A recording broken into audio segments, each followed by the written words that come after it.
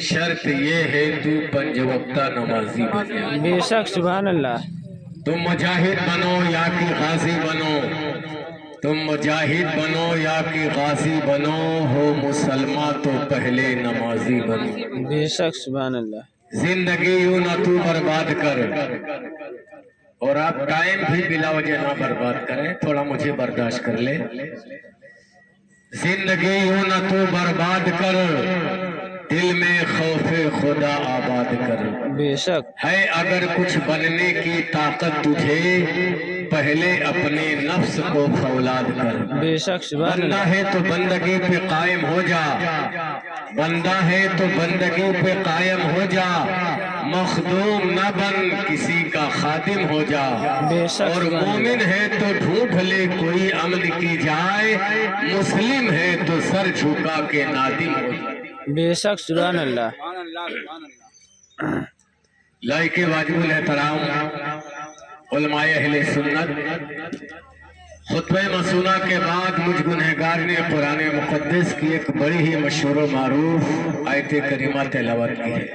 بے شک اس آیت کریمہ کا سیدھا سا ترجمہ یہ ہے، خدا کہتا ہے اے اللہ کے بندو، بچاؤ اپنے آپ کو اور بچاؤ اپنی اولاد کو جہنم سے۔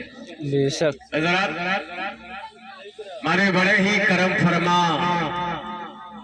جناب جہانگیر صاحب نے کی مخلصانہ پیشکش پر جب ان کا فون گیا، میں نے سنا، ان کی محبتوں کی زنجیر میں بندھتا ہوا میں اپنے ٹائم کے حساب سے حاضر آیا، لیکن مجمع تو ایسا نہیں ہے کہ 2-2.5 گھنٹہ تقریر کی جائے۔ کہیں 2-2.5 گھنٹہ سن کے آپ گھبرا نہ جائیں گے کہ ہم 2-2.5 گھنٹہ بولیں گے، بولتے جتنا آپ کہتے انشاءاللہ، لیکن مجمع ہوتا تب۔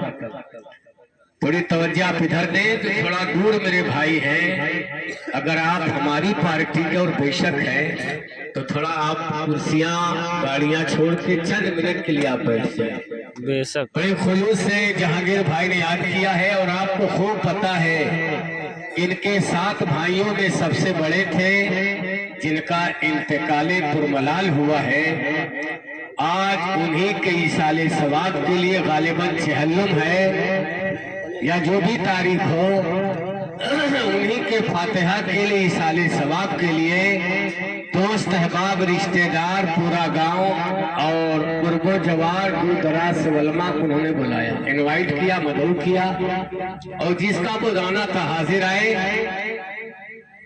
بہت سارے مسئلے ہیں، مسائل ہیں، مگر میں اس کی طرف نہیں جانا چاہتا، خاص باتیں آپ کے سامنے رکھتا ہوں۔ یہ تیجا، چہارم، 10واں، 20واں برسی یہ سب جائز ہے، اور ایصال ثواب کا ایک طریقہ ہے۔ بے شک ٹھیک ہے؟ سبحان اللہ۔ بے شک تیجا آپ کریں، 10واں کریں، 20واں کریں، 40واں کریں، برسی کریں، اور اس میں کوئی ڈھول تاسا نہیں بجاتا، تیجے باجا گاجا نہیں ہوتا ہے، کوئی اور کبھی سمیلن غزلیہ محفل نہیں منعقد کی جاتی ہے، نعت رسول پڑھے جاتے ہیں، درود شریف لوگ پڑھتے ہیں، علماء کرام دین کی مذہب کی باتیں بتاتے ہیں اور سننے والے سنتے ہیں۔ بے شک ذرا میری طرف دیکھیں، کچھ دیر میں آپ کا ٹائم لیتا ہوں، اٹھائیے کتاب شرح الصدور۔ کچھ ایسی باتیں ہوتی ہیں جو بڑی کتابوں کی بات چھوٹی کتابوں میں آدمی ڈال دیتے ہیں، لکھ دیتے ہیں۔ جیسے پہلے قرآن شریف ایک موٹی کتاب میں ہوتی تھی، اور آج بھی ہے، جس میں 30 پارے ہوتے ہیں، مگر اب 8 انگل کا قرآن شریف ہے، ایک پارہ ہے، سائز کچھ چھوٹی ہے، کچھ بڑی سائز ہے۔ تو جب 4-6 انگل کی قرآن شریف ہوگی تو آدمی سمجھتا یہ ڈائری ہے، یہ جنتری، وہ اہمیت نہیں دیتا، اور وہی 30 پارے جب اکٹھا ہوتے ہیں، یکجا ہوتے ہیں، تو اس کی اہمیت کچھ اور ہوتی ہے۔ بات سمجھ رہے ہیں کہ نہیں؟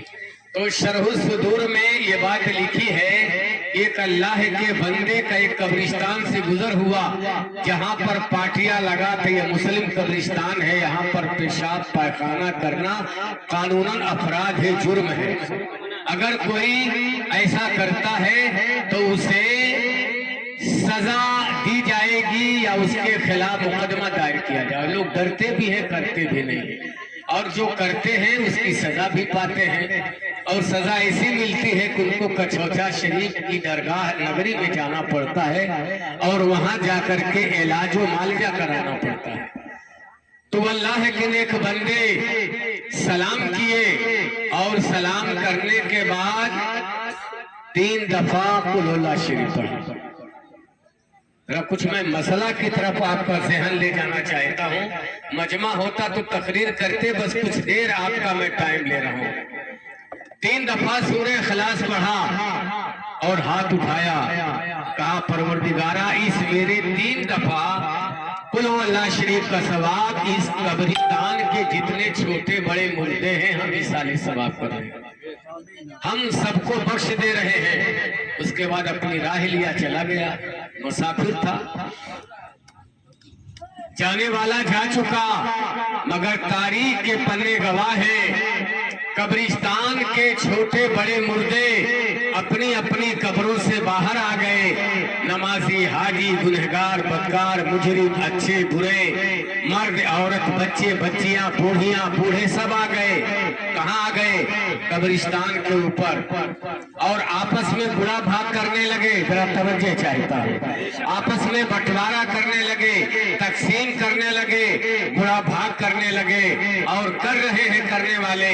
کسی دوسرے اللہ کے ولی کا گزر ہوا, دیکھا کہ سارے قبرستان کے مردے باہر آ چکے ہیں. وہ ٹھہرا اللہ کا بندہ اور سلام کیا, اور سلام کرنے کے بعد فرماتے ہیں اے اللہ کے نیک بندوں قبر والوں, ارے قیامت تو نہیں آ گئی؟ ہم نے یہی سنا تھا بزرگوں سے کہ کل جب محشر کا میدان ہوگا تو سارے مردے اپنی قبروں سے ننگے نکلیں گے اور حشر کے میدان میں جائیں گے.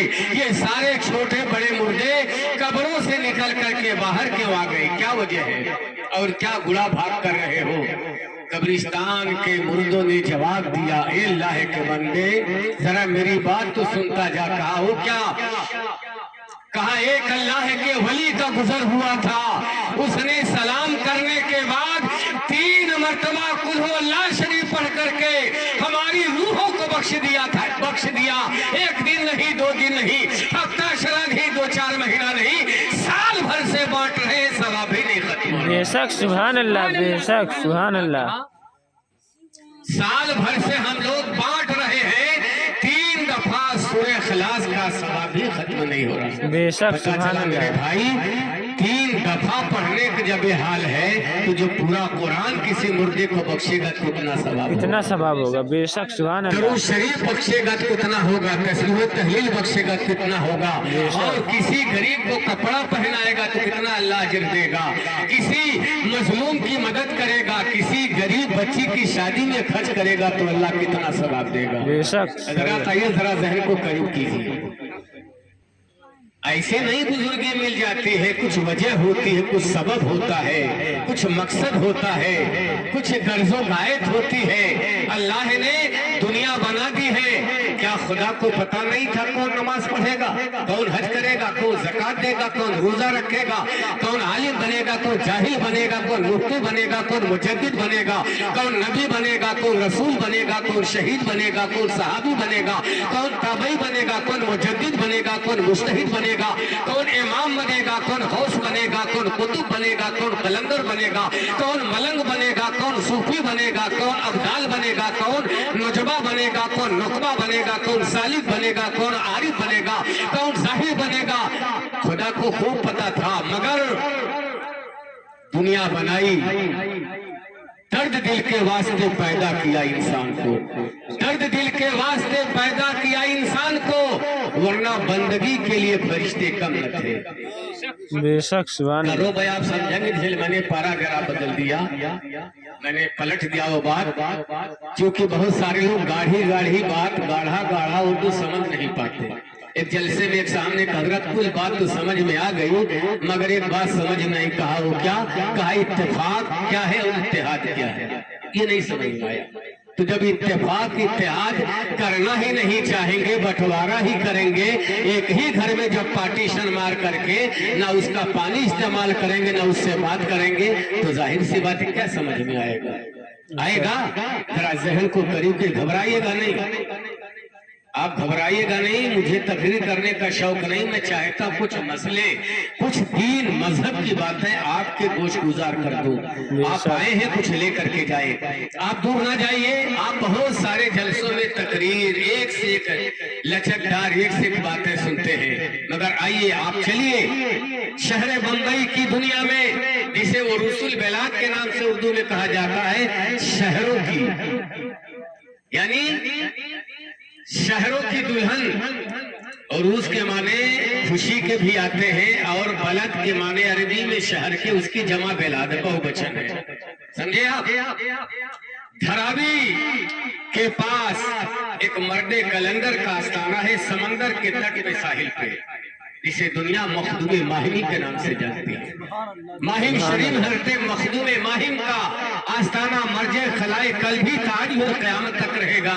اتنے باکرامت ولی کہ ایک دفعہ سمندر کا کچھ حصہ کا پانی میٹھا ہو گیا، میڈیا کے ذریعہ، رسائل کے ذریعہ، جرائد کے ذریعہ، موبائل کے ذریعہ، ایک سے ایک اخبار کے ذریعہ یہ خبر مشتہر ہو گئی پورے شہر بمبئی میں اور جگہ جگہ کہ حضرت مخدوم ماہم کی کرامت ہے کہ سمندر کا کچھ پانی میٹھا ہو گیا، کوئی گہری میں رکھ رہا ہے، کوئی پیسے میں رکھ رہا ہے، کوئی پینے کے لیے تبرک کے طور پر زمزم کی طرح سے استعمال کر رہا تھا۔ چند تک کی بات رہی، میں آپ کو یہ ذہن دینا چاہتا ہوں، کیا یہ ماغرزاد ولی تھے؟ کیا یہ حاجی تھے، نمازی تھے، مفتی تھے؟ پورے ورلڈ میں کیا ان کو جانا جاتا تھا؟ جی نہیں، جیسے آپ تھے، ہم ہیں، جیسے دنیا ہے ویسے حضرت مخدوم ماہمی تھے، نمازی نہ تھے، دیندار نہ تھے، تقویٰ طہارت کے پیکر نہ تھے، بہت بڑے مفتی عالم نہ تھے، گنہگار تھے، بدکار تھے، سیہکار تھے، ولی نہ تھے، مگر ہوا کیا؟ ایک ایسی رات آئی، ایک ایسا لمحہ آیا، ایک ایسی گھڑی آئی، ایک ایسا چانس آیا، ایک ایسا سنہرا موقع آیا، سونے کا جب ٹائم ہوا، حضرت مخدوم ماہمی کی ماں فرماتی ہے، بیٹا مجھے گلاس پانی چاہیے اور میں پانی پیتی ہوں، پھر اس کے بعد رات کا سمے ہے، سونا چاہتے ہوں۔ تاریخ کے پنے اور گواہ ہے، حضرت مخدوم ماہم علی رحمت الزمان جیسے ہی کنواں یا نل کے پاس ایک گلاس پانی لینے کے لیے پہنچے اور جیسے ہی پانی لے کر کے ماں کی عدالت، ماں کی بارگاہ میں، ماں کی چارپائی کے پہتانے پہنچے، نظر پڑی چہرے پر کیا دیکھا؟ ماں کی آنکھ ڈھکی ہوئی ہے، ماں کی آنکھ بند ہے، یعنی ماں کسی اور دنیا میں جا چکی، انتقال نہیں کی بلکہ سو گئی، سو رہی ہے۔ حضرت مخدوم ماہمی رحمت اللہ تعالی علیہ ایک گلاس پانی لے کر کے ماں کے پہتانے کھڑے رہے۔ اب ماں آنکھ کھولتی ہے، پانی پیش کر دوں، 1 گھنٹے کے بعد کھولے گی، پیش کر دوں گا، 2 گھنٹے کے بعد کھولے گی، پیش کروں گا، 2-4 گھنٹے تک کھڑے رہے مگر ماں نے آنکھ نہیں کھولا، ماں کی آنکھ نہیں کھلی، نیند نہیں ٹوٹی، انتظار کرتے رہے۔ اب میں آپ کو نکتہ یہ دینا چاہتا ہوں، جب پانی لے کر کے آئے تو سر پکڑ لینا چاہیے تھا یا پیر کا تلوا پکڑ کر کے کھودنا چاہیے تھا، اشارہ کرنا چاہیے تھا، بیدار جگانا چاہیے تھا کہ ماں آپ نے پانی مانگا ہے۔